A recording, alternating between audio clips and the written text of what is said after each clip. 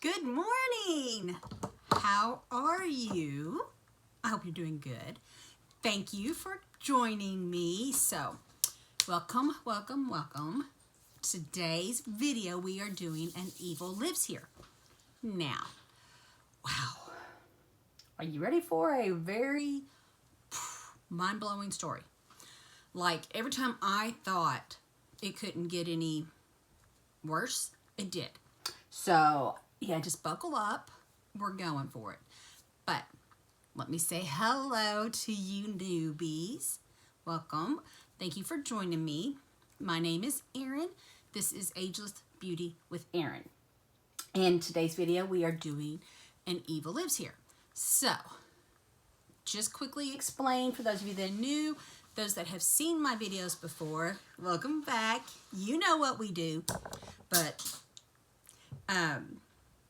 so what it is Evil Lives Here is a TV show on Investigative Discovery Channel. They have 17 seasons. Like, this thing is ongoing. So you can catch it on your local TV channel, network provider, whatever you use. However, back when I started these videos, I started season 1, episode 1. I took a pretty good hiatus, and now I'm back, and I'm only on season 4, episode 4.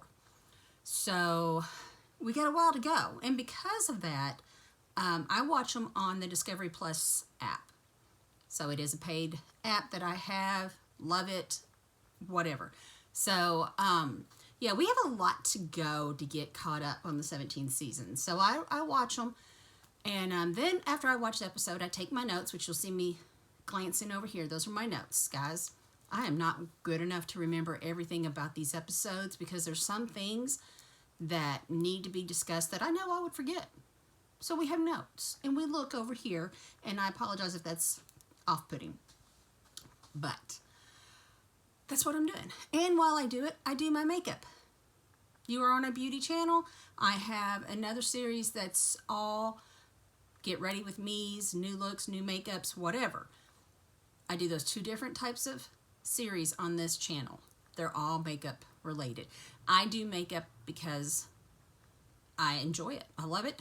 It gives me something to do while we discuss. So there you go. So I took some notes. I've got them set over here to talk to. We'll discuss this show, which, like I said, was quite mind-blowing. And yeah, I won't talk about makeup. That actually, I just list everything that I'm using below. So if you have any questions, don't hesitate to reach out. I've dropped everything I've touched, so it's going to be one of those days. But yeah, don't forget to check out what I use, which will be listed below, and check out my ambassador codes, guys. I have some great items that are great things that I use and love that I am thankful to be able to share a code with you for a discount. So click those links, check out those discounts. Let me know if you have any questions. Otherwise, let's get ready to jump right in. Hi guys, quickly jumping in to discuss Mad Rabbit Tattoo with you. Now, I was out today and I decided I would look while I was at Walmart and see what the prices were for Mad Rabbit there versus what is online. And guys, it's the same. There's pennies difference in some cases. So, are you saving anything? You using your discount? No. I will state, when you order online, there could be free shipping. So double check that. Get online, find your products, protect your beautiful ink, and use my code. Get 20% off. If you get free shipping, 20% off. That's more than pennies. I go to Walmart and buy something for $11.98 or something for $12 on the website, but get 20% off that? Check it out. Go see madrabbit.com. Use my promo code ERIN20, ERIN20 for 20% off, and check for that free shipping. I bet you can get it. Hope you guys enjoy it. Let me know what you think and if you have any questions. And now back to the show. Okay, so today's episode, season 4, episode 4, like I mentioned, is titled Fear Thy Father. And it originally aired September of 2018. Okay. So we start the episode with a man coming in, sitting down. He's being mic'd up. He's going to be telling his story. And he says that it's the first time he's opened up about his family and his story to anyone. And it's been 20 some odd years since he's talked about this, that he's getting ready to tell us. He's hoping, he says he's hoping it's like a light switch, that he turns it on to tell a story, and when he turns it off, it's over with. It's done. He never has to think about it again. He said, but he's afraid this light switch, once turned on, or I guess ever, just won't turn off. Okay. So then evil lives here, which you'll hear me say this. So it means that evil lives here pops up on the screen. Some just basic information throughout the show to tell us little tidbits and things that are helpful as we move on in the show. And it tells us that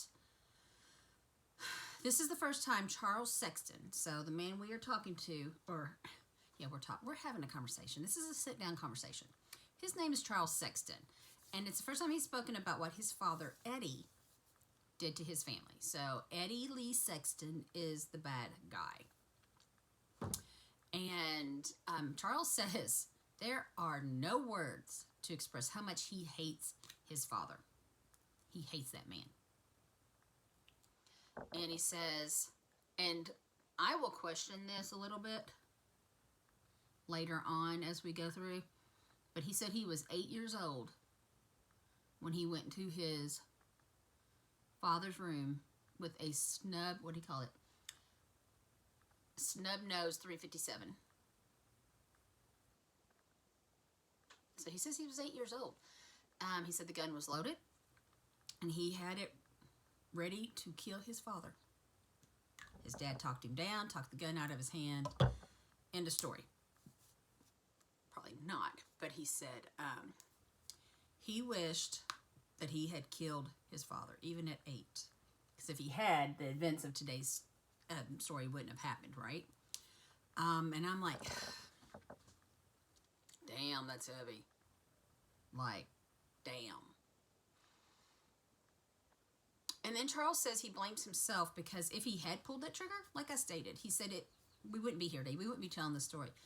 But he says if he had pulled that trigger, none of this shit would have happened. And now we get some live footage, which Evil Lives Here is great about showing live news footage, newspapers, reporters, conferences, anything that went on during this case at the time. They do really good at showing, and they show us pictures. We'll see pictures throughout of the actual people. Evil Lives Here really does a good job making the story real, right? But it goes to live footage, and it's a police search. You can see, and it states that they were searching what they called, quote, a swampy grave, end quote. So now Charles is going to tell us a little bit about his life growing up, and he says that he lived in a very large family, and yeah, but he says he was one of 12 siblings. I think my mind literally short-circuited when he said that. I'm not even going to lie. I think my mind just went, do what? Yeah. There was a whole lot about him saying he was one of 12. And he said he was dab smack in the middle. He was number 6. And there was 7 boys and 5 girls. Whew. And then his next words, unfortunately, kind of put some things in perspective for me. and because he said his dad was an ordained minister. So I immediately start thinking that we're going to hear about a cult. And when I first started doing Evil Lives Here, they did a lot of cults early on, but we haven't had one in a while. So yeah, it's probably about time to get a cult. Anyways, that's just my instincts at this point when I'm making the notes. Yeah. So Charles tells us that everybody in the community they lived in loved his father. And he says this little story here, and I wondered at the time why it was important. And yeah, unfortunately I figured out why. But his dad was the man that they came to in this little community they lived in, which we don't know where this is at. They came to him to do weddings. So Charles says, yeah, he did a lot of weddings in this community. He said people would show up to get married, and Dad would be out and in his black suit and his little white collar, and he would perform the wedding. And he said all the kids were there, kind of like witnesses, I guess. Really not 100% sure, but I kind of took it that they were witnesses. They were all dressed up and attending the service. And then he said his mom would cook and bake, and it was a whole thing. And he did a lot of these weddings, and he would do it right outside their little house. So, I mean, Charles said everybody just loved his dad. And it was the first person they would go to when things like that were needed. And he said his dad was polite and friendly and very professional, right? So he would do all these weddings. Okay, again, like I said, at this point, I'm like, why are you telling us this? He's a minister. Weddings kind of go along with it. But I mean, it is a whole, it was kind of weird because it was a whole family affair. Like, the whole family was involved. Mom cooking for the the people that are getting married, the kids being witnesses, I guess. I'm not really sure, because at this point, Charles is talking about how everybody loves his dad, and his dad's so polite, so professional, so, everything. He was the man. But then Evil Lives Here pops up and says that no one suspected that Eddie Lee Sexton was a devil in disguise. And I chuckle here because then it says, but there had been signs. And if you saw my last episode, you know what I'm saying, because that is kind of their famous thing they like to say. Nobody knew he was a rapist, a murderer, a devil in disguise, but there had been signs. It's cute. Anyways. So, we're back, and Charles is looking at a picture of himself as a kid. And he's a young kid. I want to say probably 9 or 10. Like I said, it's hard to tell ages throughout this. And I'm just going to state this because there is one point in here that I do discuss this. But he looks about 9 or 10, and he's a cute little kid. I mean, definitely dressed to what I thought looked to be the 70s. And it could be the 80s. But I thought, 70s.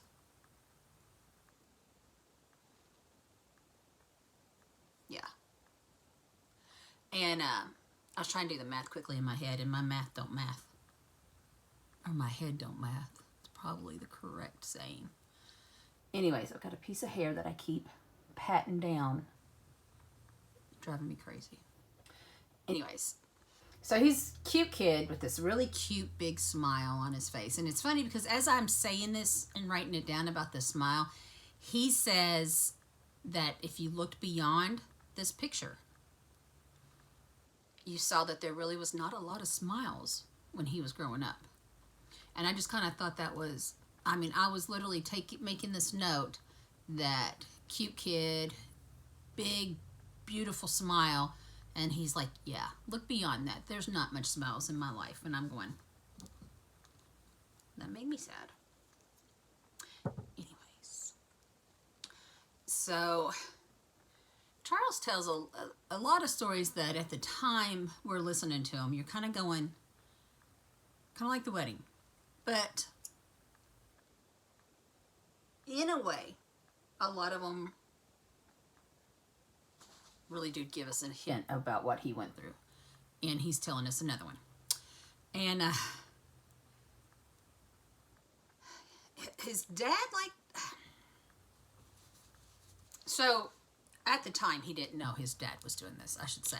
Looking back at it now, he says his dad loved to play mind games with him. So he shared a room with one of his brothers, Willie, I think. Willie becomes the one you hear about the most. So I think they were very close in age. And, yeah. I think Willie's the one that we'll hear the most as far as brothers go. So he's sharing a room with Willie. And one night, they're in bed, or, going to sleep. They're laying down. They hear something like tapping on their window, or something like moving outside or whatever. And the boys get scared, but they're also boys. So the first thing they do is jump up to look out the window. And they see something outside in all pitch black, moving, and they start screaming like they're terrified. They call their mom in. And the mom comes in, and she's looking out, and there's nothing there. And then Dad comes in. And Dad starts to tell them that it was Satan. Satan was outside their window trying to get in.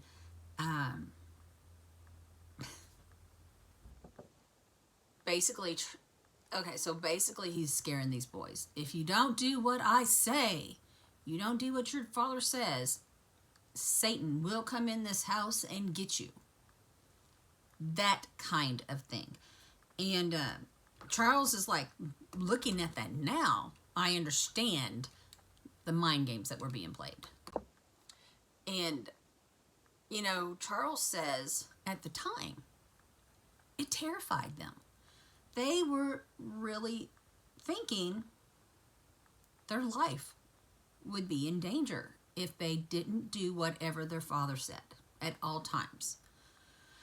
And that does become a huge thing throughout this, that you will see and hear that these boys do everything their daddy tells them to.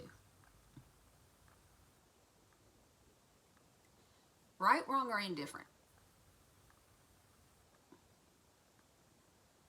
So, Charles says that as a kid, he thought if he disobeyed his parents, especially his father, these creatures would come out of the sky and grab him up, and he didn't want that. So he did what any normal kid would do. He did what his parents, his dad specifically. I want to say that because I'll say parents, but this does revolve around Dad. I don't think, and I know, Mom is not innocent. But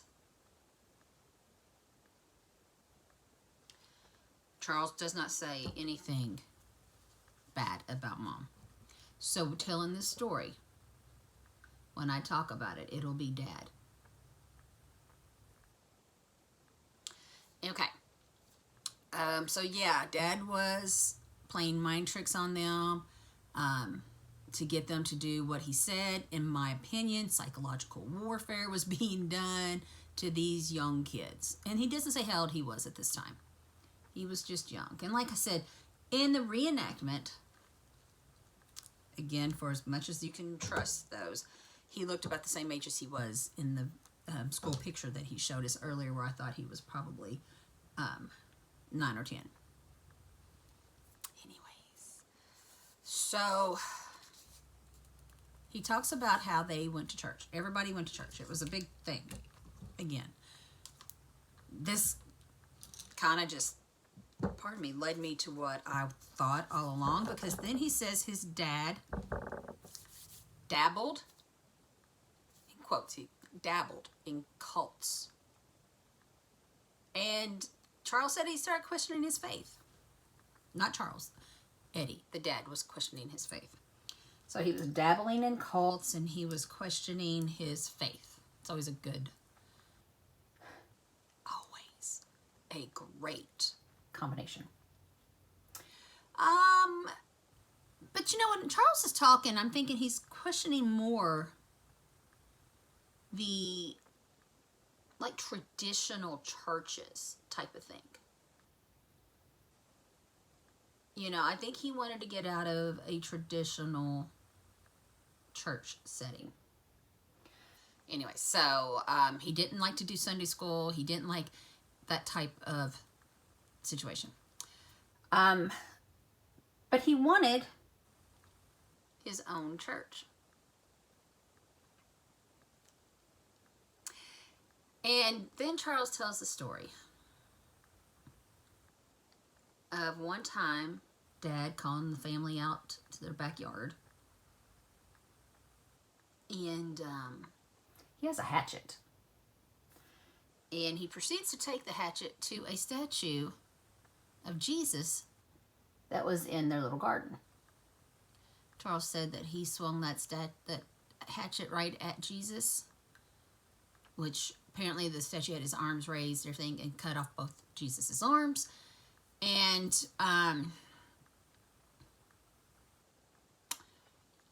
started telling the kids that God wasn't going to help them. I don't know really what he was trying to do with the statue, other than maybe, you know, say that there was no power in that God, or I don't know. I think he was trying to use that as a symbol. Anyways, so yeah, that God was not going to help them. So I'm not really sure at this point what kind of church he wanted to start, but then like confirmation of cult leanings became true when Dad says to all the kids that he was the Alpha, the Omega, the beginning and the end, and he was the only God they ever would need, whatever. That God spoke to him directly. So he was the end all. The God that he just said was not powerful and that they weren't supposed to listen to, he now says, pretty much talks directly to Eddie, Dad. And then Dad proceeds to tell him that he's got all these powers. He could see ghosts. He could see spirits. He talks to da-da-da-da-da-da. So it just, you know, became darker and darker as Eddie proceeded to talk about. And Charles says, we believed him.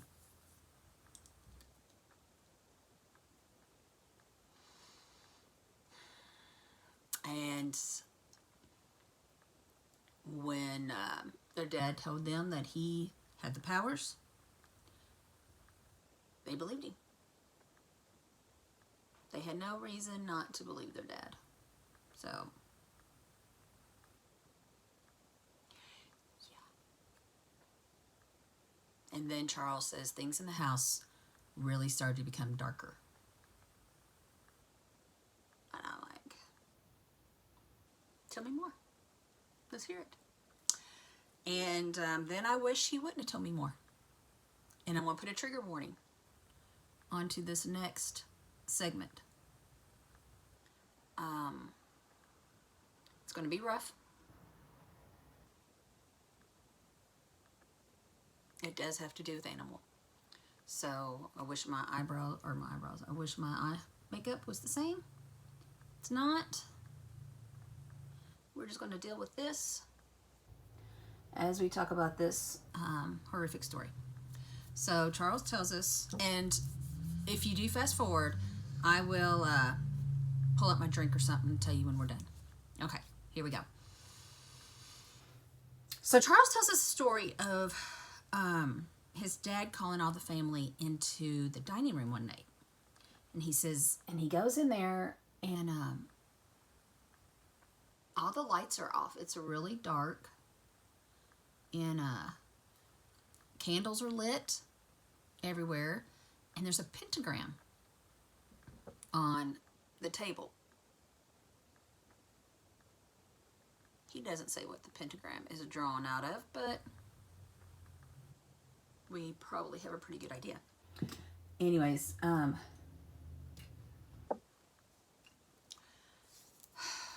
he said his dad had gotten to the point where he wore all black all the time. But when he did that whole, and I forgot to mention that, even though I kind of got on my own little spiel about the whole statue that he cut the arms off Jesus, he at that point also took his white collar off and threw it aside. He was done with God. So after that, you know, Charles said he wore black all the time.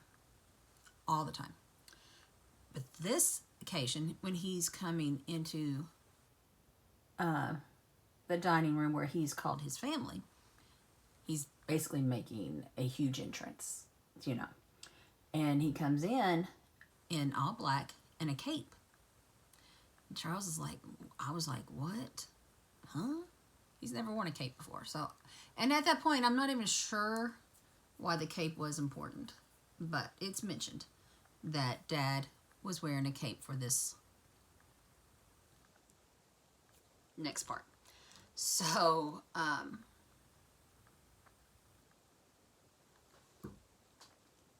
there's a pentagram in the middle of the table. And apparently there's something on the table with like a towel, blanket, something over top of it, right?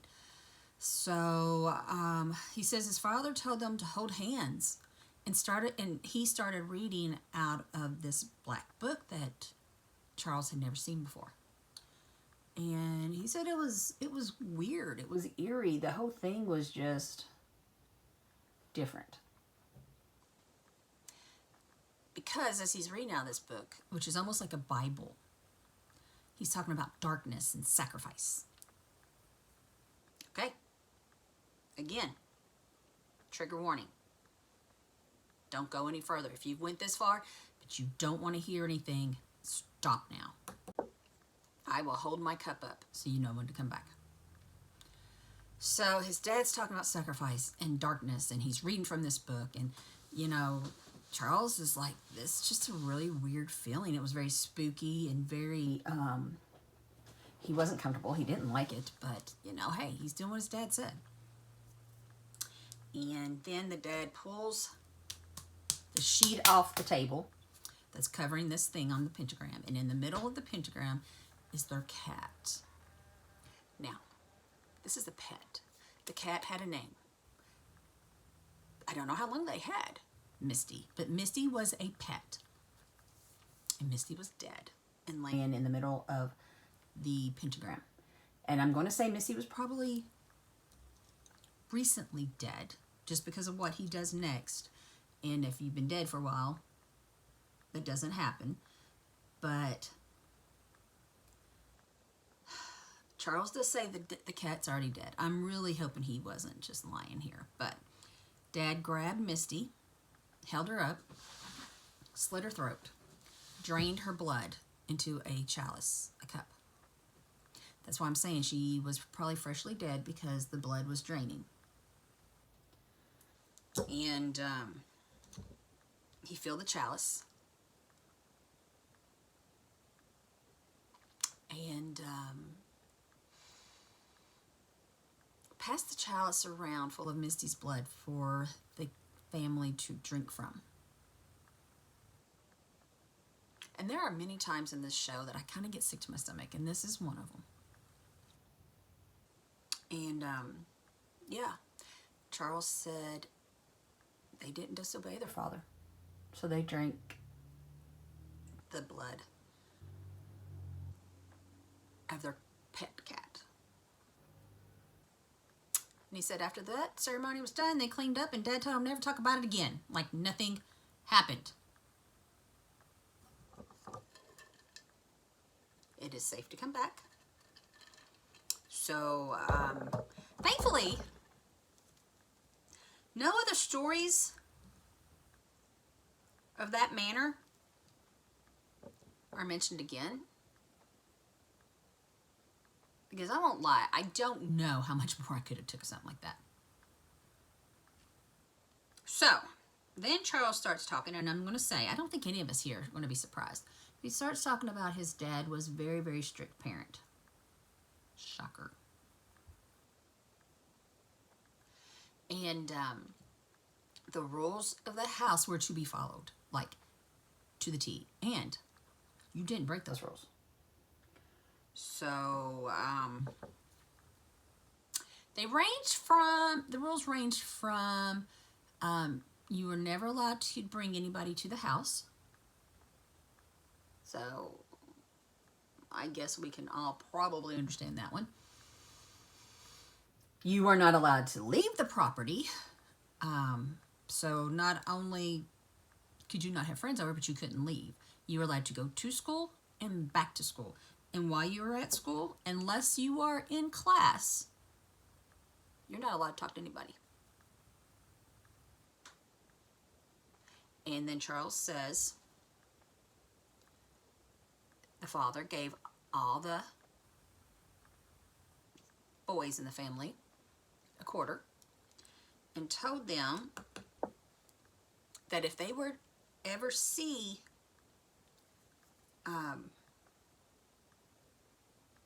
one of their sisters talking to somebody, they were to call him immediately.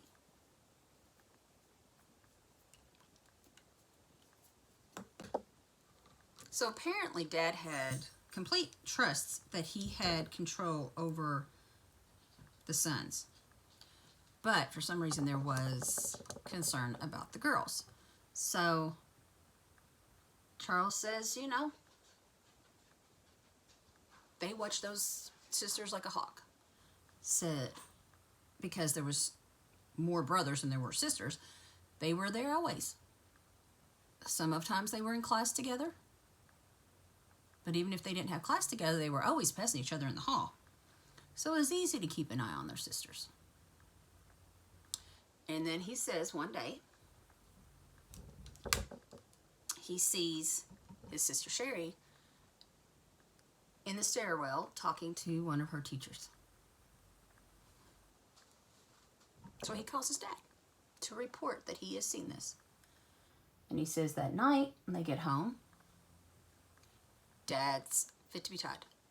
Like, probably the maddest Charles had ever seen him. And his sister Sherry, Charles says that Dad grabbed her by the hair, was pulling her, yanking her, yelling at her, and she's pleading with him. I'm sorry, we were talking about homework. I had a question about homework. He didn't care. He did not care. She broke the rules. She's not allowed to talk to anybody. She broke the rules. And Charles says that Dad dragged Sherry upstairs to the bedroom, shut the door, and he says the next thing he hears is just the most god-awful, blood-curdling screams. And it just went on and on. Charles said their dad beat their sister so bad.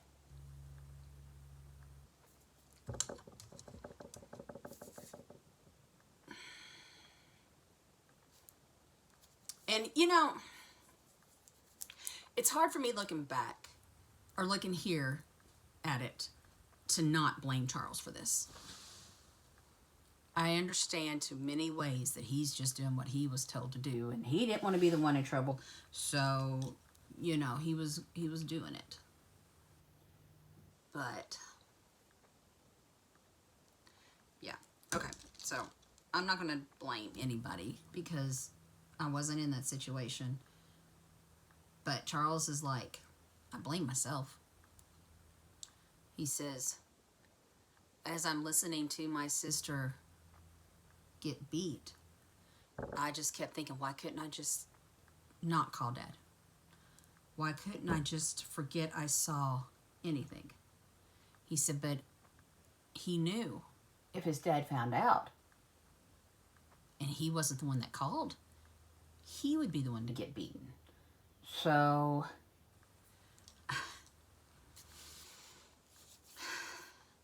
you know, it's kind of a shitty situation. Anyways, he says he felt bad because he knows he's the one he's supposed to be taking care of his siblings, his sisters. He's the older brother. He's supposed to be taking, well, I don't know if he's the older brother. Like I said, he's the middle brother, but he's the brother. And he truly feels like he should be protecting his siblings, and instead, he's listening to one get the worst beating of their life because he made a phone call to his dad. That one's hard. Yeah, I struggle because I instinctively want to say he should have never called, blah, blah, blah, but I wasn't there. I'm going to just continue to express that fact that I wasn't there in the situations that these kids were in. Do I know what I would have done? No. Do I hope I know what I would have done? Yes, but that's beside the point. Anyways, Charles says that their house was survival of the fittest. So yeah, Eddie's a monster. And I wish I could say that that was it, right? That was the worst it was going to get. But we all know it's not how these things work. So I want to say at this point, hold on, let me go back a minute. Okay, again, my stomach drops out when I hear this story. Charles says him and his brother Willie were headed to the basement one day. That was kind of their hangout. That's where they went and whatever. And when they go down, they hear their sister Pixie. And their father is having sex with her.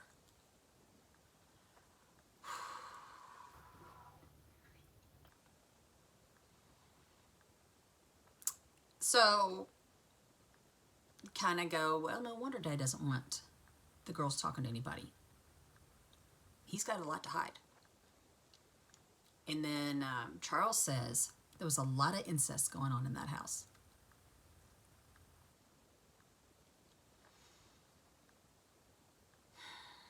And then he says, and I hope he doesn't clarify. God, I hope he didn't clarify. And that's just wrong in so many ways because we're here to hear his story. But he says that Dad did it to him. And he didn't think there was anything unusual. Anything unusual or abnormal, you know, because it was a day of life for them. It was just the way it was. Dad was having sex with his daughter and apparently making his boys do some ungodly things. He never specifies, but he was being sexually abused as well by his father. And Charles says every time it happened, he did not want to live anymore. He prayed every day that he would die. That maybe his father would get mad and do something and end his life. So now I'm going to go back to where I said I'm having trouble with some timing here. And because in these reenactments, he's older. But at the beginning, he says he was 8 when he had the gun to his father's, the snub 357. He never mentions that again, so I'm really confused. What drew him at 8 years old to that point? Could it be all of the below? Or something else? Or was his timing, was he older when I don't know. But I will say that this confused me because I started thinking, man, he's teenager when he's telling the story. His reenactment is, he's a teenager. They're all teenagers. But he tells us at the beginning that he was 8 years old and he was going to kill his father. So, I don't know. And I'm going to say it really never gets cleared up. That story about the gun that started, I almost left it completely out because it's never mentioned again. And I think it was more confusing than helpful, but at the same time, I needed to express how much this man hates his father and what he says he was willing to do. So, just wanted to state that. If you're confused, I'm confused, and unfortunately, that part of the story just does not get unconfusing. Okay, so now, God, I tell you, things just keep getting weirder and weirder with this family, right? So Charles tells us that, oh, well, that's just wonderful. His mom loved having dance parties. And they would all get into the living room. Mom would play music from like the 50s and 60s. And they would just have a big dance party. So they did it every week. I don't know if he told us what day, but they would all just dance around, and they dance with Mom, because Mom is not mentioned a lot in the story. But this is one of the stories where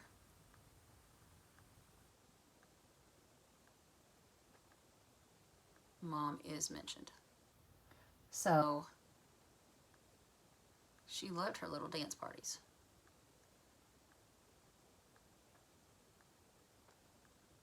And then one night, they're having this dance party, and Pixie shows up.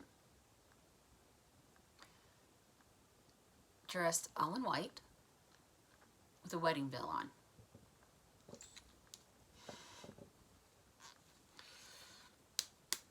And I don't even know if there's any easy way to say this, but Dad shows up and tells the family he is so excited.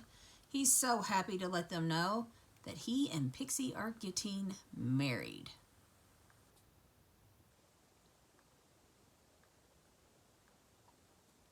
And Dad, who performs lots of weddings,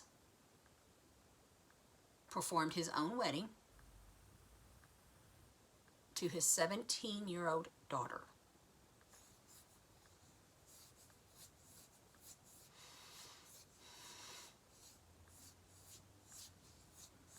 You know, if this wasn't so ridiculous, it'd almost be funny. But, unfortunately, Evil Lives Here actually shows us a picture of his wedding day with Pixie, and her in her dress, her white dress, and her veil. And Charles says that his mom was beside herself that day.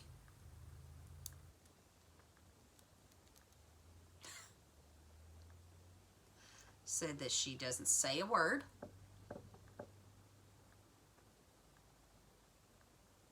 Looks down at the floor the whole time this is going on. And you know,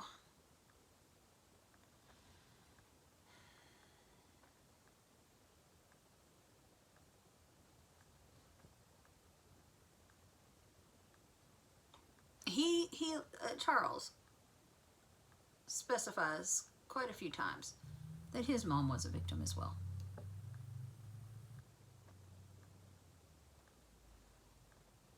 Now, Charles is a mama's boy. I will say that. So, every time something is questioned with Mom, he does defend her. I'm just going to state that. I got a nice black strip of hair now. But he says his mom was really upset, and she just kept staring at the carpet, never said a word.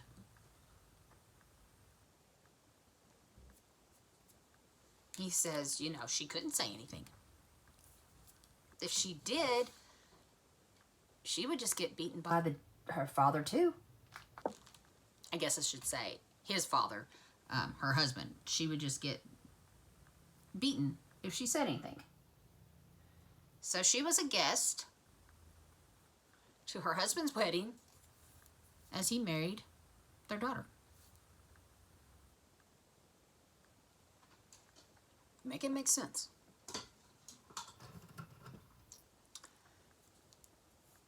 And Charles said that, and I do chuckle because at this point I'm like, yeah, you know, okay. He said, I was confused. Like, what the hell's going on? He said, is Pixie my mother now? Oh my God. Can you imagine being a kid in that household? I mean, oh my God. How awful. The whole situation's awful.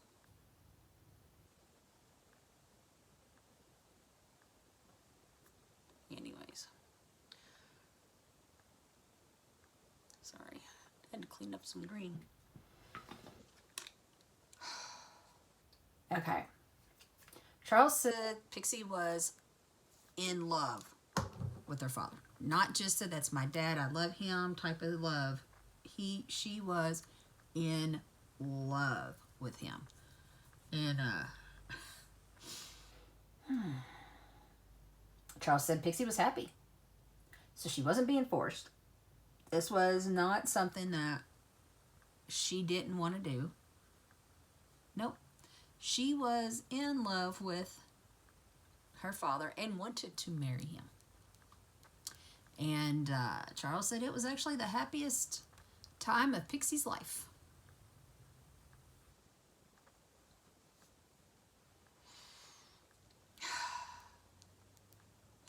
And then, like I said, Eva Lives here pops up with a picture of Eddie and Pixie in their wedding finery, and it's enough to make you sick. And it says, Eddie Sexton soon, quote, unquote, married at least 2 more of his daughters. So, I mean, he had 5 daughters, if you remember. He's over half of them. And Charles says, I just don't understand how you can marry your own kid. He says his dad was one twisted, sick individual. High five. And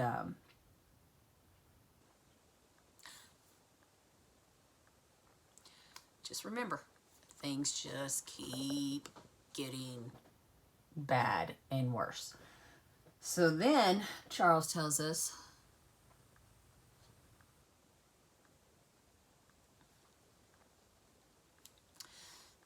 they started having babies. And I guess 12 kids wasn't enough for Daddy-O. Now he's having kids and grandkids all at the same time. So I wrote down here, in a weird comment from Charles, like I really don't understand. He says his father started telling everybody that Pixie was pregnant. So I do follow finally. So I'm just going to tell you, when Pixie became pregnant, Dad started saying she was pregnant by the first one, some guy in the service. The second one was a high school, somebody she goes to high school with. She's still in high school. So Charles would be like, yep, Dad's saying she's pregnant by so-and-so, and next thing you know, she's in the hospital having a baby. And then a year after their first child, Pixie's pregnant again. And Dad's saying it was somebody she went to high school with. And Charles like, the next thing you know, she's having a baby. And, you know, there was so much in all that I was trying to comprehend. But I will say, the one thing I kept thinking was, at least he took her to the hospital. Many of these stories, these poor women have to give birth at home without medical care, and the kids aren't properly looked after, you know, and that's not the case. She's going to the hospital. Kids are getting, I don't know if she got prenatal care before, but she's getting the aftercare, the whole thing, right? And that's when it kind of dawned on me that she is going to the hospital. They kind of need a story about who the daddies are, because it's obviously going to get asked. I really don't know. My kids were born so long ago. I don't know if rules and laws have been changed since all that. But I think they were looking for some kind of story to justify her having a baby. And it's not like Eddie could just say, yeah, this is my daughter and she's having my kid. I said, I don't think Eddie Lee is dumb in any way. So that, like I said, it took me a minute though. Because I'm like, God, what is it? Why is he telling these stories about who she's having babies with? I mean, it's like Charles said, we all knew they were his. He could tell us they were someone else's, but we knew. And I'm like, and then it dawned on me, duh. So I must have been having a moment there because it really confused me for the longest time. Anyways, I digress. So apparently, Pixie went 3 summers with 3 babies. And Eva Lives Here tells us the sex and family secrets were about to be exposed. And Charles is like, shit's about to get serious. Okay, so now we meet Joel. And Charles actually shows us Joel's picture. And he says that Pixie met him in high school. And Charles said Joe was a good kid. And he wishes Joe had never got involved with his sister. That if he could reverse everything, he would tell Joe to leave. Run. Don't look back. Don't pass go. Don't collect $200. Get the hell away from the family. You know, it never works out that way. Eyesight being 20/20 and all. But then Eva Lives Here tells us that Charles' sister Pixie became pregnant again. This is the 3rd kid. That's when Joe started appearing. And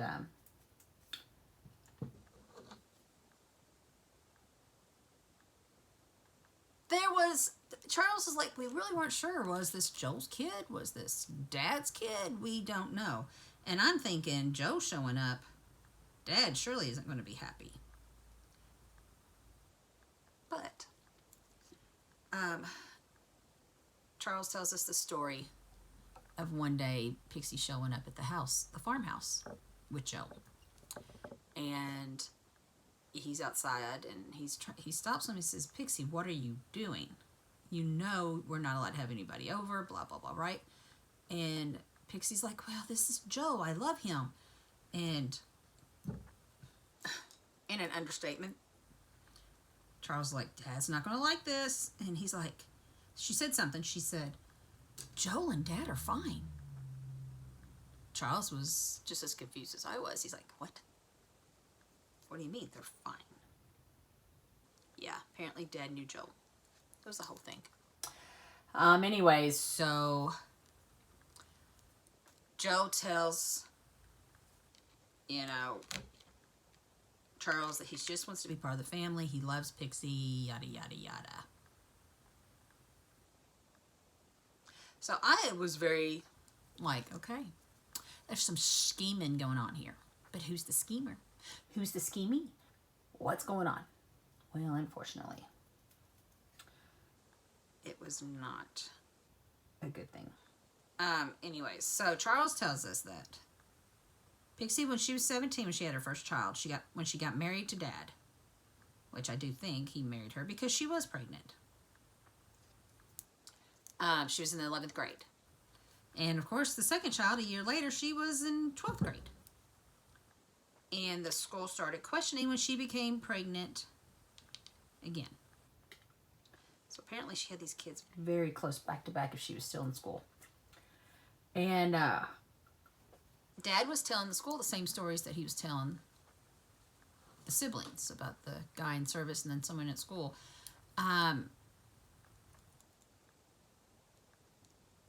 When the school started questioning again, that's kind of when they brought Joel into the story. So apparently,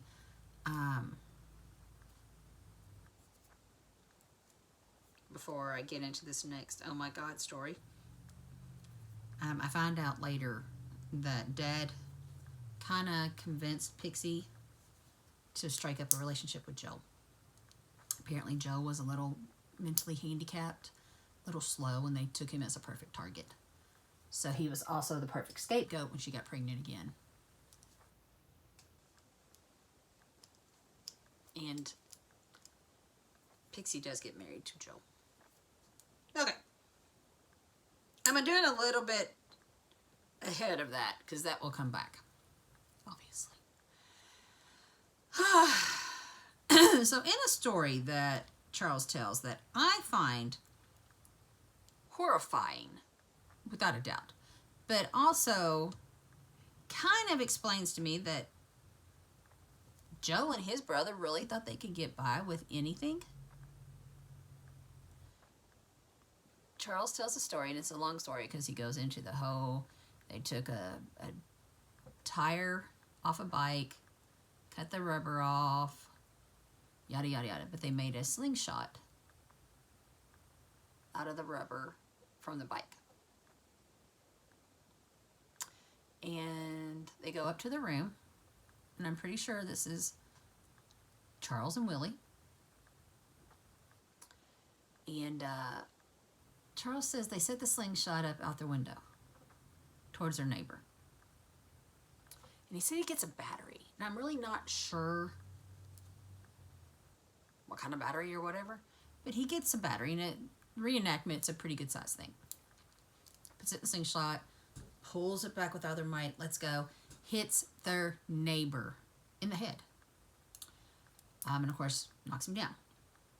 And they thought they were the greatest shit until they realized that their neighbor was really hurt. Hurt so much that EMTs had to come out, which means the cops came out.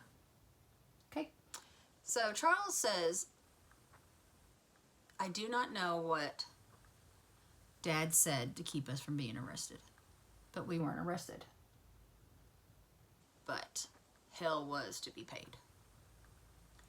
They had plumb pissed Dad off because they did one thing that they're not ever supposed to do, and that's draw attention to the family. They, by doing what they did, brought cops to their door. Charles said it was their turn to pay the price. And it was one of the scariest moments of his life. He thought he was going to die. So he says, Dad, after a beating, threw him and his brother in the closet and locked them inside. And then he says, all of a sudden, this spray, aroma, whatever, foggy stuff started coming into the closet. And it started choking him. Charles said it was Raid. Dad was sprayed under the door into this closet where both his sons are locked in with no fresh oxygen. Anything. So he says that they were there a full 24 hours. And he doesn't know how long before he fell asleep. He passed the fuck out. Let's be serious. He said it was 24 hours before Dad let them out of that closet.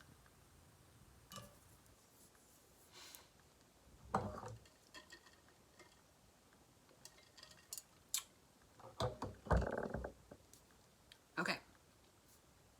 So, in another statement that Charles is going to say that none of us will be surprised about, he says that Eddie started becoming paranoid. These type of situations, pretty common for that to be his thing. And he started prepping his family for war. And war with the police. And he said, Charles says that Eddie was telling them that they were going to have to fight for their land and protect what was theirs and protect their family.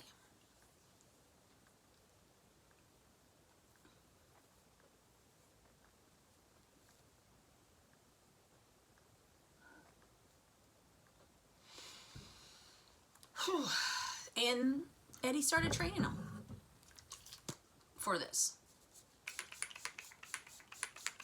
Weapons training, guns, knives, hand-to-hand training. They were taught how to kill a man with their bare hands. They were being taught that they had a mission and they needed to kill to survive. So then Evil Lives Here tells us that even with all Eddie Lee's prepping and all his, paranoia, secrets were about to be exposed. So Charles tells us about the sister Michelle, and she started telling the school and then essentially Child Protective Services what was going on in their house. And the Child Protective Services and the police showed up at the house one day. And Eddie was not happy. He was, I'm not leaving my house. I'm not leaving this land. This is mine. You can't make blah, blah, blah. Anyways, essentially, Eddie had to leave, and the cops took him out. And it doesn't say if he was like arrested or if he was removed while investigations. I'm not really sure. But he proclaimed his innocence, but it didn't help. He still got removed from the property. But this is Evil Live Here. And this story has been awful too so far. It ain't gonna get any better. Because I know, and we know, Eddie ain't staying anyway. He is not going to stay away from his house. That he has got his perfect little army and has everything set up how he wants it, right? So,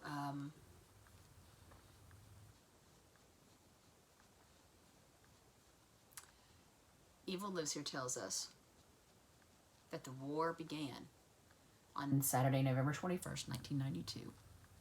And that is literally the first time we've gotten a date. And it kind of makes me just want to do the hope, because the last episode, I was like, oh my God, guys, Evil Live Here has been doing such an amazing job of giving us times and dates and locations and where we're going. And yeah, not this episode. I don't find out where they are even at until I do a search. Now, I take that back, because Charles does tell a story here a little bit, and we hear a little bit, but it's very confusing. So I don't find out the bulk of where this happens until the end. Okay. All right.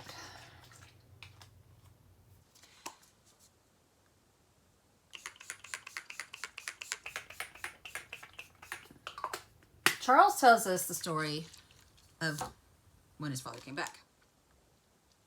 He was upset and he was agitated and he was like, I'm done. I am not leaving my family, the whole thing. And he's got the boys in arms and he's having them board up the windows. They're going to war. He's not leaving his house again. And boys do what they're told. They board up the house, and I have to think there are a ton of children in this house. I don't know ages. So at the point that I'm like, there's a ton of children in this house, I also have to think probably some of the siblings are older and have moved out. And I do find out more about, there's a story about one that has moved out and gone on. But in this house that he is preparing for war, multiple siblings, Charles siblings, kids. Remember, Pixie has 3 now. If they're there. And so, yeah, he is not a bit concerned about any of those.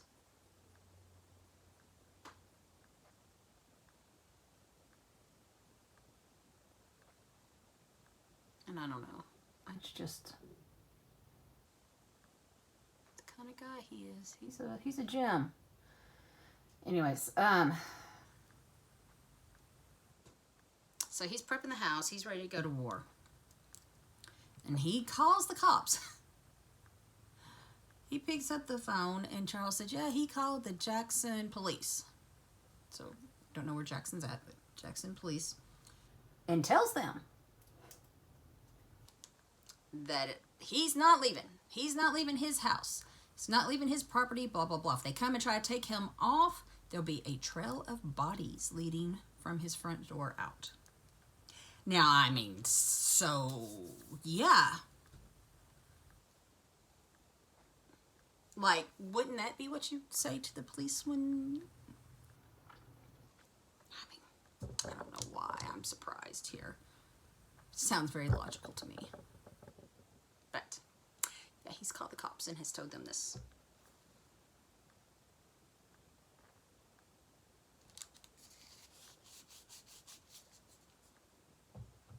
Okay.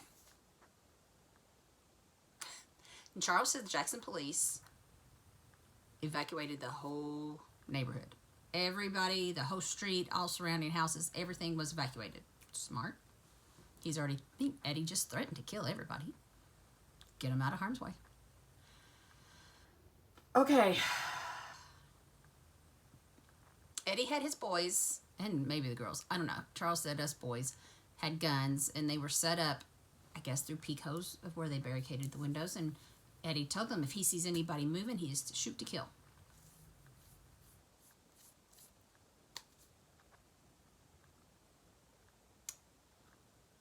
Eddie really lived by the one shot, one kill theory. Shoot now, kill later, or shoot now and kill, ask questions later. And, I don't know. Anyways, Charles says the standoff lasted for 2 days. Charles said they were scared. Him and his siblings were scared. Which, I don't care how much you're prepped and taught, you're going to be scared. And then after 2 days, they get a phone call from the police. And one of the deputies tells him that he's coming up to the house. So I guess not to shoot. And Charles said his dad said he could come up, but he told Charles if the police officer or deputy or whatever dipped his head, he was to take him out. And I really don't understand what he means by dipped his head. If the officer dips his head. But the officer came in, apparently didn't dip his head, and actually talked Eddie down and had him come outside and surrender. And after 2 days, Charles said it was like a sigh of relief, almost like a happy ending. They were free. His dad was going to jail. But as these stories go, he ain't staying in jail. He was bonded out. I don't know how long he had, was in there before he bonded out, but he bonded out and came back. Obviously, no surprise. I should have made sure I had my brushes. Well, Charles said it was very quickly. So he was bonded out and back home very quickly, according to Charles. And when Dad came back, his paranoia wasn't just not getting any better, obviously. But he was now talking about how the FBI wanted him and was looking for him. And they were going on the run. So basically, he got his kids, Pixie and her husband Joe, or her second husband Joe, and the 3 kids. all got in an RV and ran for it in a motorhome. Eddie drove them to a secluded campground in Florida. So at this point, I don't know if they started in Florida. It gets very confusing here, so bear with me. I will do my best to eliminate the confusion you're going to have, because I did. And try to figure out logistically how this works, because it didn't make sense. So, the baby, Pixie's baby, the one that is Joel's, his name was Skipper. That's what they called him. I don't really remember what his actual name was. But his name was Skipper.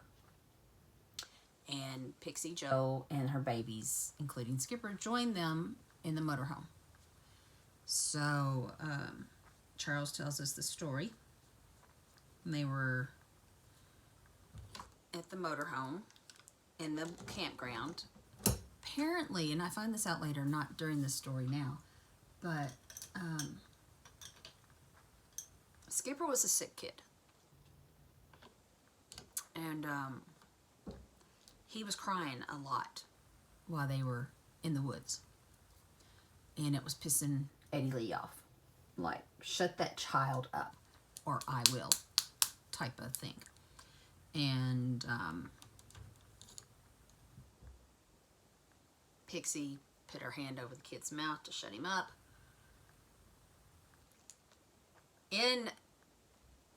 I'm not even sure how. She suffocated him and killed Skipper.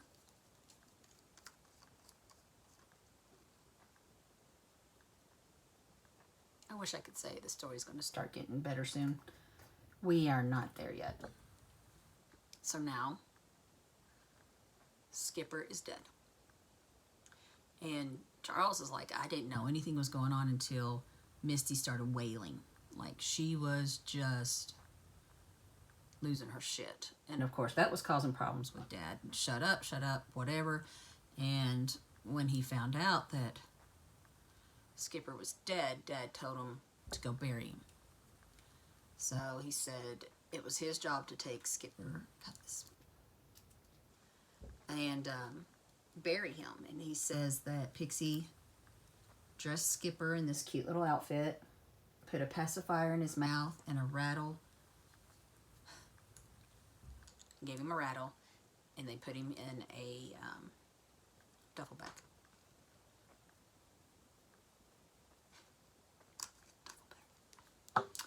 And Charles said that per Dad's orders, he buried Skipper.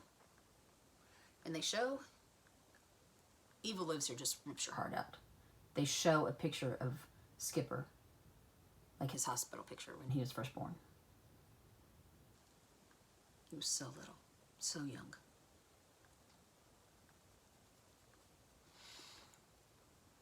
And then they show Charles another picture, and he's like, that's what Skipper was wearing when I buried him. He said, I'll never forget that. So it was an evidence picture, obviously, of all the clothes they found Skipper wearing. Charles is extremely upset while he's telling the story. But Charles is saying that, Skipper was a purely innocent soul born, into a purely evil family.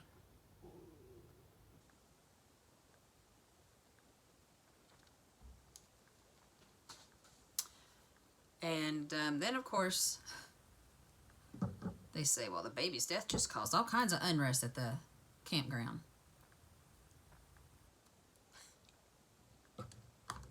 And you know, I'm just, yeah. So, Joe was very upset. This was his baby. And he wanted to take the baby to the police department so it could be dealt with properly. We all know that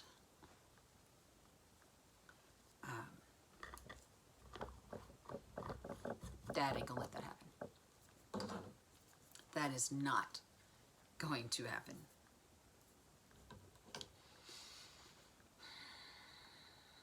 And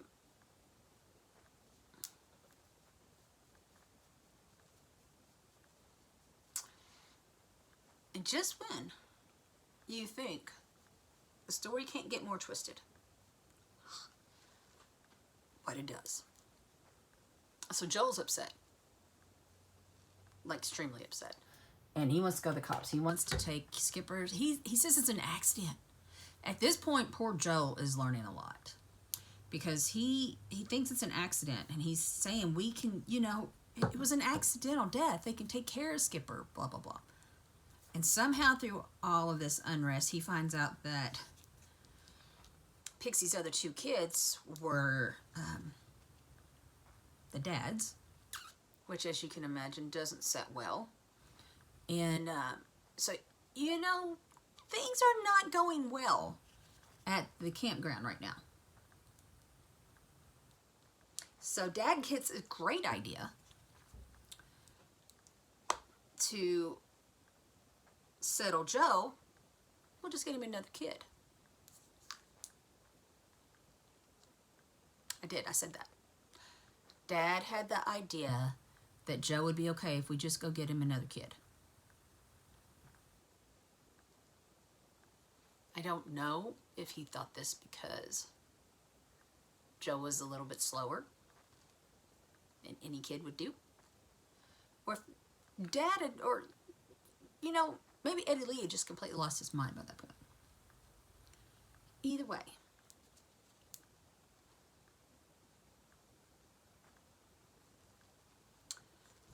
he has this brilliant idea that he's going to calm Joel down by replacing Skipper.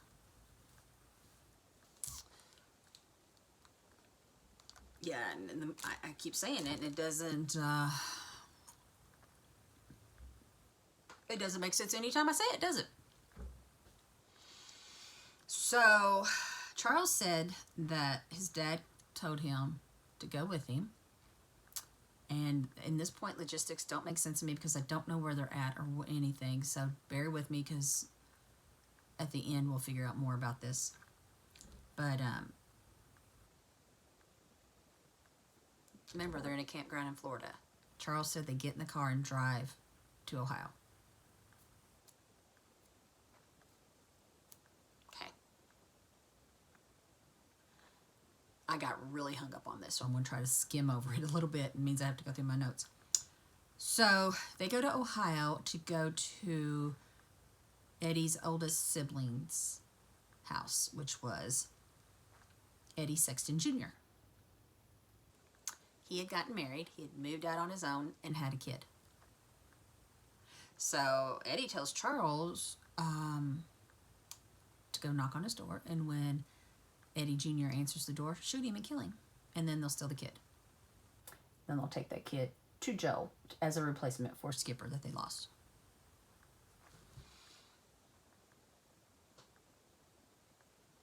So Charles says, I got out of the car, walked up to the door, knocked, and he said, and thank God, nobody answered. He said if he had answered, I would have put a bullet through my brother. He would have killed his brother because his dad told him to. That's just how much control Eddie has over his kids. They're willing to kill for him.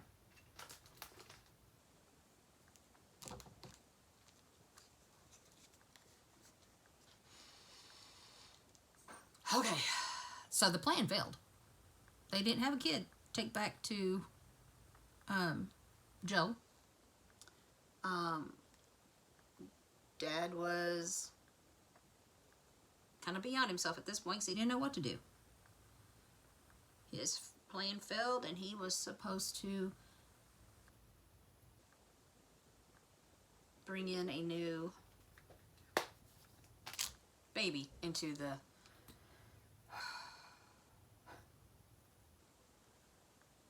family. I guess it had already been in the family, but into the campground. He was going to bring the new baby to the campground. I'm sorry, I'm like totally...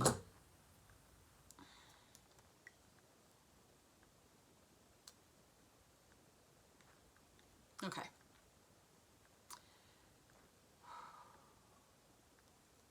So, they go back to Florida. Back to the campground, empty-handed with no kid. And they literally, the way he's talking is like, yeah, just went back a couple hours one way, a couple hours back, but anyways. So, Dad's nervous because he doesn't have an answer for Joe, who's upset about his child. And,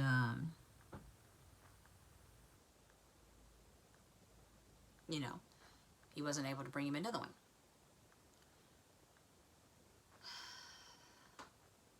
In an effort, I guess. The logistics of this don't make a whole lot of sense either. To calm down Joe, Dad tells Willie to take Joe for a walk. Now,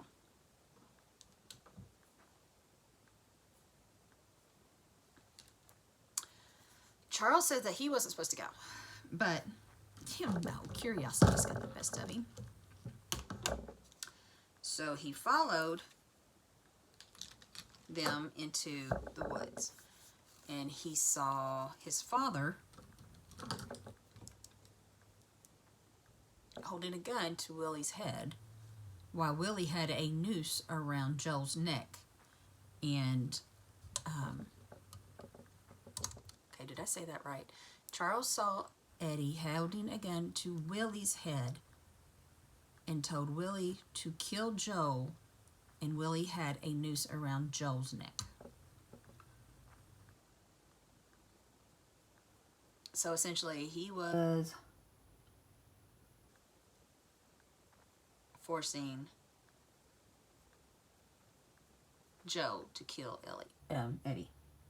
No. He was forcing Willie to kill Joe. So many names, I'm sorry.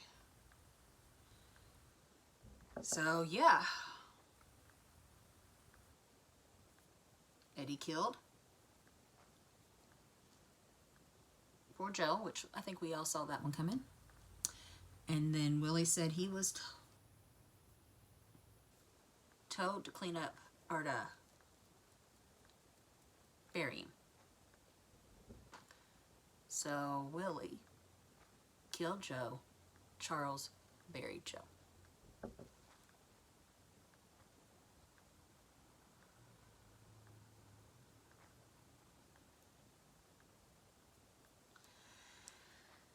Okay.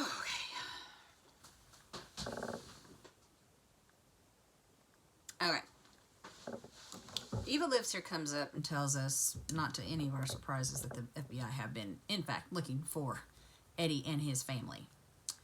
And there's a lot here because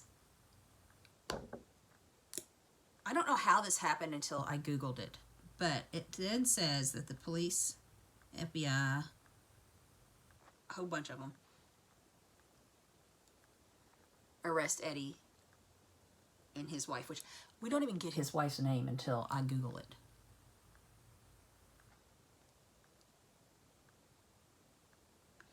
So, Eddie and his wife were arrested for abducting their children, kidnapping, child abuse, child endangerment. But Charles said nobody knew at this point about little Skipper and Joe. Well, nobody knew until Charles started spilling the beans.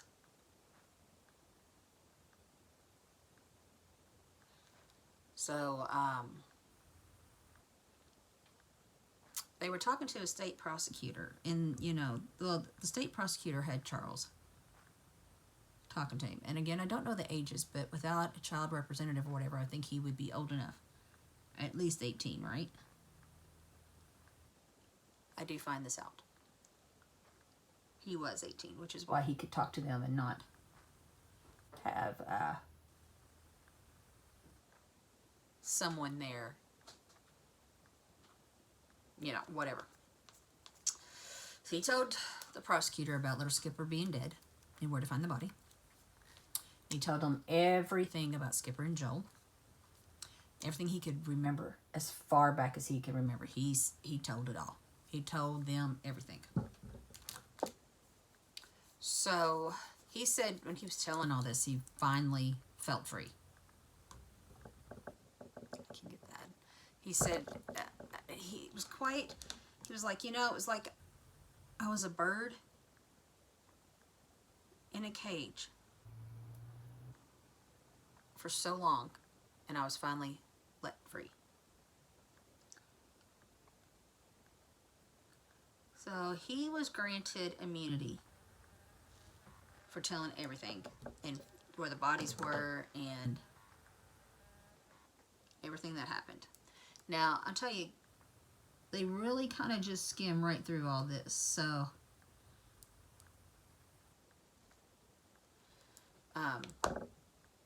it says, and we're seeing live video of them being arrested, taken away by police. The first video is Pixie, and the news are there shouting questions at her, asking her, what happened to your baby? To kill your baby, yada, yada, yada. And she doesn't answer anything. And then we learn that she gets 6 years in prison for murdering Skipper. 6. And then another video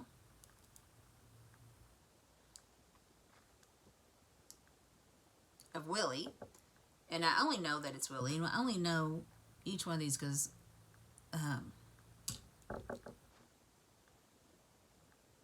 Evil Lives Here does a really good job telling us. Right. So, anyways, Willie,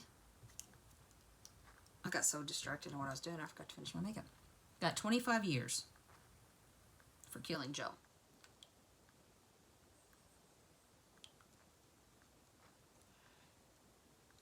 Okay.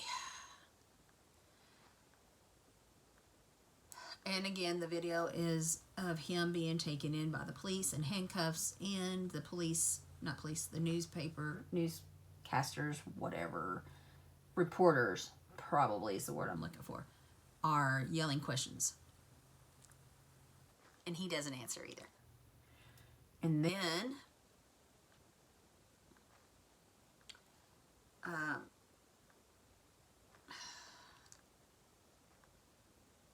we see a picture of Charles' mom.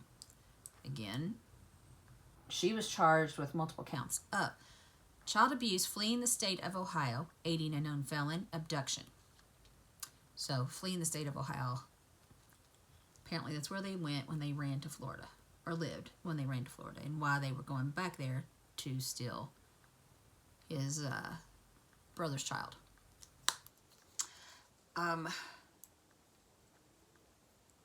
Charles said that he wasn't mad at his mom. She was innocent. She was abused, not an abuser. She did, and Charles says, and she got 22 years for absolutely nothing. I tell you, he was a very staunch supporter of Mama.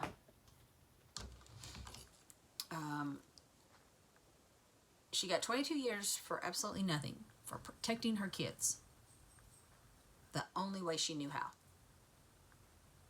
And we're seeing news footage of Mom being taken away. And again, the news reporters are yelling at her and asking questions. And she actually starts answering. She's the only one, well, no, Dad does too. But to this point, she's the only one that has answered anything the reporters have thrown at her. And she's claiming she didn't know anything about little Skipper, that, not until today, that, did you know your son-in-law got murdered? And she's like, no, didn't know that till today. So, I mean, she's claiming innocent, right? And I found this a little telling, because like I said, Charles has been a staunch supporter of his mom.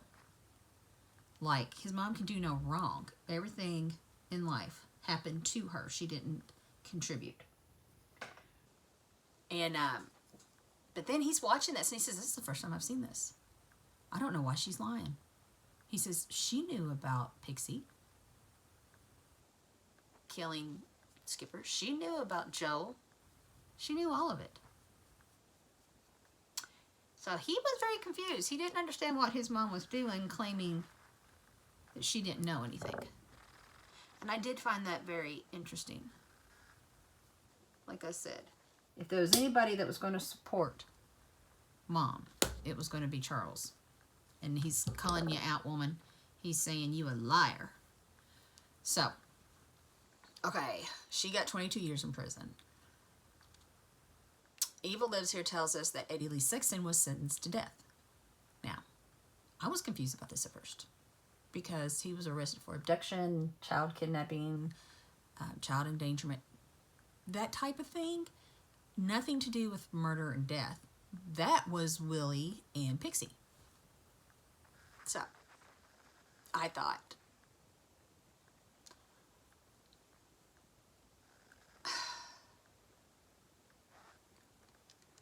that was a lot. It does explain it. I thought death was a lot for a kidnapping. Not saying that I don't think it should be, you know. I don't know. I'm not saying anything.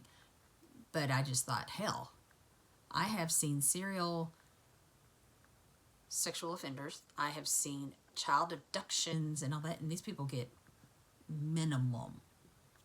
And this guy got life. So there was more to this that we hadn't found out. Anyways, I got stuck on that for a minute. So, we're seeing clips of Eddie being taken out in handcuffs. And the reporters are again asking him questions. And, you know, they're asking, did you tell Pixie to kill her child? And blah, blah. Oh, no. I didn't even know he was dead until the next morning. Blah, blah, blah. I never told him to cry or to shut him up because I didn't know he was crying. I mean, so these people are just innocent. This is all wrong. They have just got everything wrong.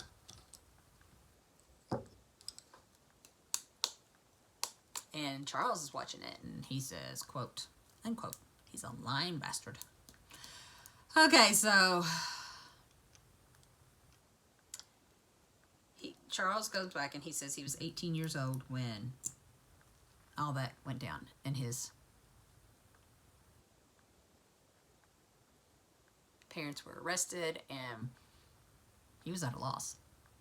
I mean, everything he'd ever known in his life was, you know, turned upside down. And he said he actually tried to unalive himself. He said he had a loaded gun, and it just didn't go off when he pulled the trigger. And he said he realized it was a sign.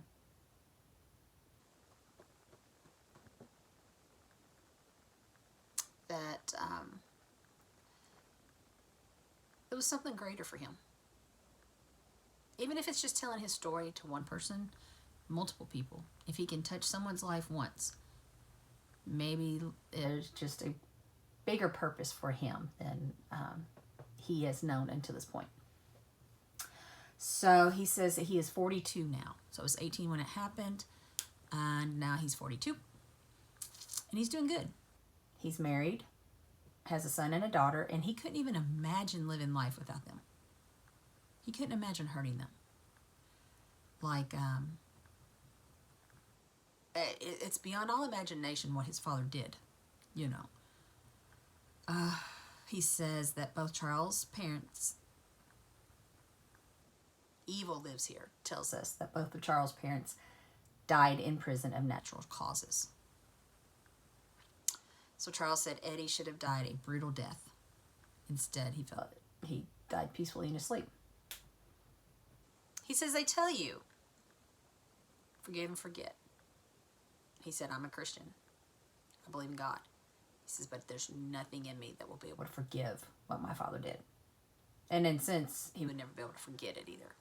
It just really shaped everything in his life. So, yeah, he knows he's supposed to forgive him. He knows that's the Christian thing to do. He also knows that ain't ever that lipstick's awful. He said that ain't ever happening. Okay. We gotta do something. Yeah, I probably won't. I'll just leave lipstick. It's awful. He said that he will take his last breath hating that man. Get it? I kind of completely 100% understand. So now we're going to Google, and I type in Eddie Lee Sexton, and Wikipedia comes up first. So we're going to look there. And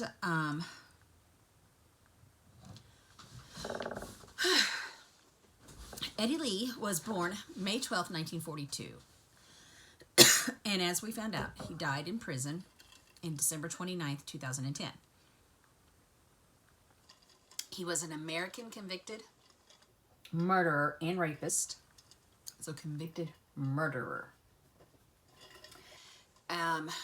He was known for compelling his children to murder and for committing sexual abuse against his own family, which he ruled in a cult-like manner.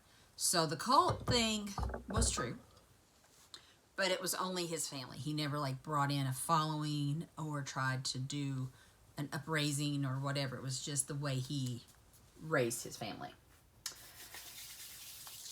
He fathered 3 children with 2 of his daughters. So Pixie had 2 of his kids. And I don't know who the other child was that because he married 3 of them. I don't know which 3 he married. And I know there's a Sherry. Sherry's the story we heard that he beat when she talked to her teacher asking about homework. Pixie, obviously, which she was the oldest of the daughters. I do know that. And then there was a Michelle. She was the one that went to the cops. Or to the school that went to cops, blah, blah, blah. So Eddie was captured after living as a fugitive for a year. He lived a year in that motorhome in that Florida campground with all that family. And I don't know at what point him living there did they murder Skipper. How long were they when they murdered Joe? I don't know. Did they do that and then live there for a year? I mean, was that pretty much, we get here, shit hits the fan, they murder him, and then they go on and live happily ever after? Oh, wait. He was sentenced to death for orchestrating the murder of his son-in-law, Joe. So, by holding a gun to the head of Willie and ordering him to strangle Joe. So, that was the murder sentence. He was also given an additional 15 years for conspiracy to commit kidnapping and murder of an acquaintance. It doesn't specify. And the only story I know of was when they went to kill his oldest son, Eddie Jr., and kidnap his son. That's who I'm thinking it is. They've got him listed as an acquaintance. I think this story happened when they were going to murder his son. Anyway, he was born in West Virginia to a family of coal miners, and his father was a part-time Baptist preacher. And in 1963, Eddie committed armed robbery of a gas station the day after he married his pregnant 15-year-old girlfriend. So he gets a 15-year-old pregnant. It doesn't say how old he was. They marry, and then on their honeymoon, he robs and commits armed robbery. He gets 5 years in state prison, and his wife files for divorce after giving birth to their son Patrick, which is the only time Patrick's ever mentioned. Eddie later married. This is the first time we hear her name, but her name was Estella May, with whom he had 12 children. Pixie's real name was Estella, which I found that out here too. Eddie and Estella settled in Stark County, Ohio, which Where is that? I only ask because I live close to...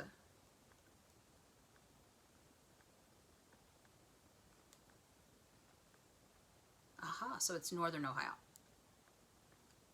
Yeah. Okay, I know where they're at. Up north towards Cleveland. Okay, I'm just curious. I don't know why I didn't look at that before. The Sexton children would later describe Eddie and Estella as having committed extreme acts of abuse almost daily. All the children were sexually abused by both parents, beaten and locked in their rooms for minor infractions, and the children routinely suffered other indignities. None of this about the mom is mentioned in Evil Lives Here. Like I said, Charles, though, he's a staunch supporter of Mama. She did no wrong. So, I don't know. However, the other siblings say, oh no, that bitch was... Yeah. So, Mom was just as guilty in many ways. She might have been a victim. She was a victim, I'm sure. But she was also very guilty. Okay. So, the children attended public school, and we already discussed they're not allowed to have friends over. They're not allowed to go to friends, or they were only allowed, and it's not mentioned there, but it's mentioned here. One friend a person. One kid was allowed one friend. I mean, hell, they had 12 siblings. They had a built-in friends. They didn't need more than that. But as stated, friends were not allowed to visit, and it says the children truly believed their dad had supernatural powers, such as telepathy and the ability to summon ghosts and spirits. He had his whole family completely brainwashed. Then it states, and I'm not 100% shocked here, but it says the children became sexually abusive towards one another. So Charles makes a comment. There was a lot of incest in that house.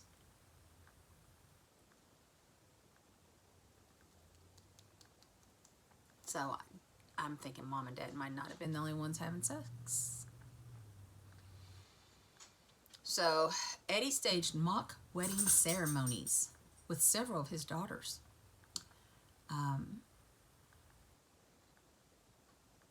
He was having sex with his daughters.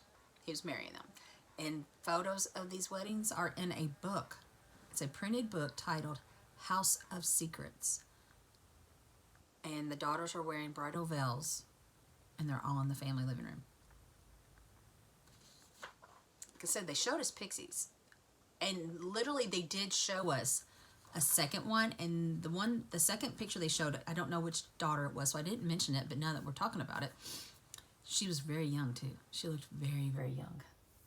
At least Pixie looked like, she was 17, so she looked like a woman. And okay. The children would later report Eddie conducted such things as seance ceremonies involving the dead cat, the story that we talked about. They were forced to sign contracts in their own blood stating they would go to hell if they ever disobeyed him.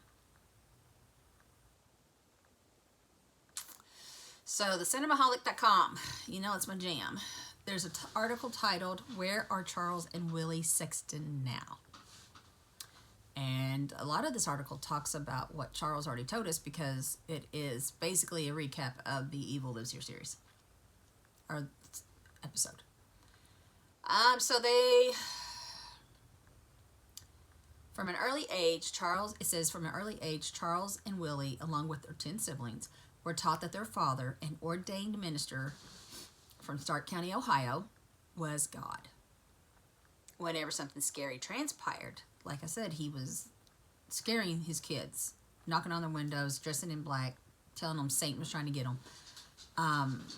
They were told it was Satan attempting to come and take them to hell.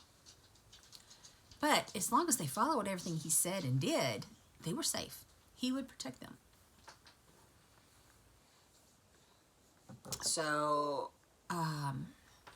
Eddie reinforced these statements by instilling a sense of terror into his children, like I said, which then turned into control, even when faith was not an aspect. He had such control over these kids. It's just ridiculous. Eddie Lee Sexton ultimately charged and apprehended in 1994 in Florida. Willie was also taken into custody by the authorities for Joel's murder.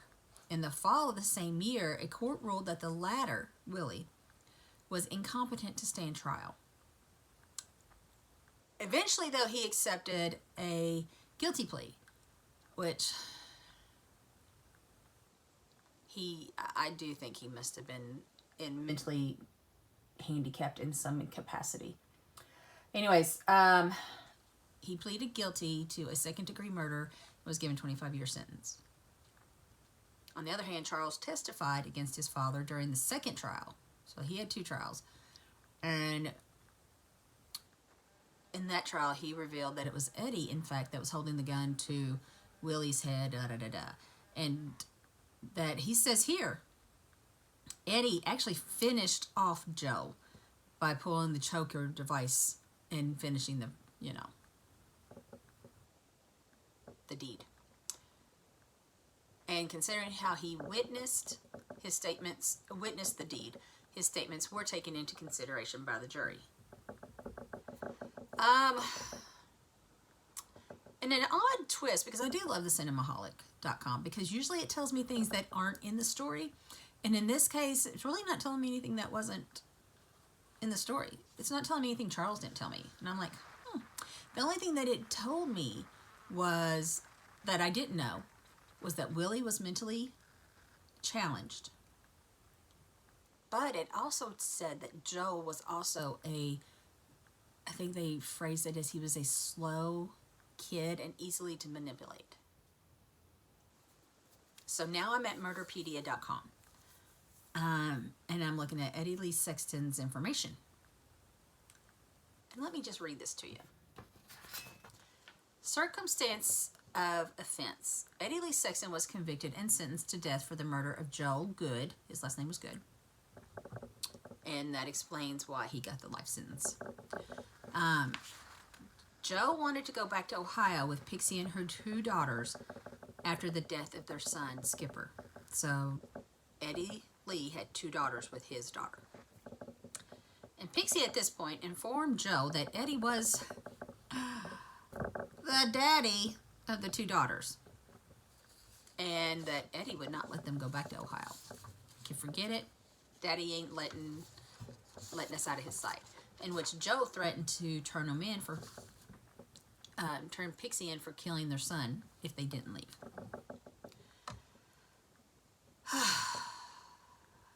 The state park that they ran to in Florida was Little Manatee State Park. I don't know where that was at. Eddie had William was his real name, William Sexton, killed Joe because Eddie was afraid that Joe would tell the police about the infant's death. The sexual abuse, the location of where Sexton had taken his family, and William had the mental function of an 8-year-old. He was 22 years old when he murdered Joe. Now this blows my mind because this is different than what we were hearing. And I kind of think it's interesting to say. On November 11th, or November 17th, 1993, some members of the Sexton family, including Eddie, went on a picnic. So this is a totally different story. Just keep that in mind. Other members of the family stayed at the campsite, including Pixie, Joe, and Willie.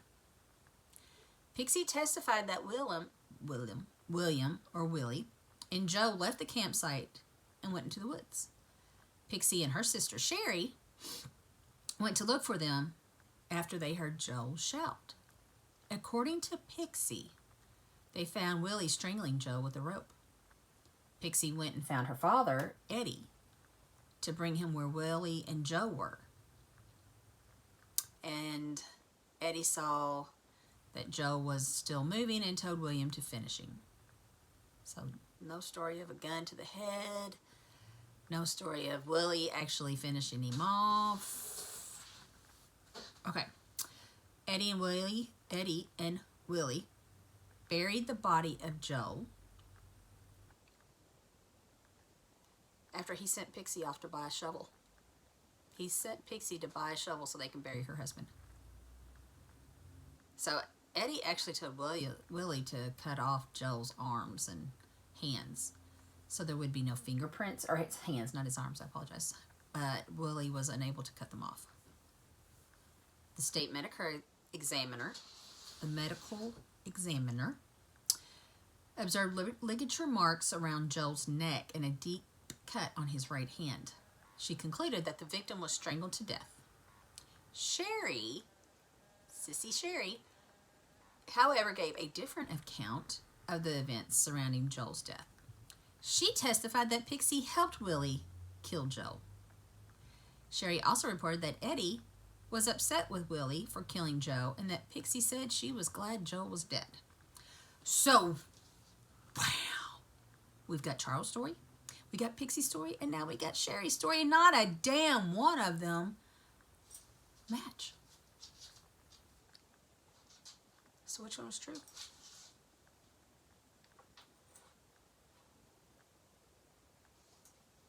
Okay. So my confusion on how they got caught, because we're hearing Charles tell the story, and the next thing I know, FBI have them. How? Well, let's get to that.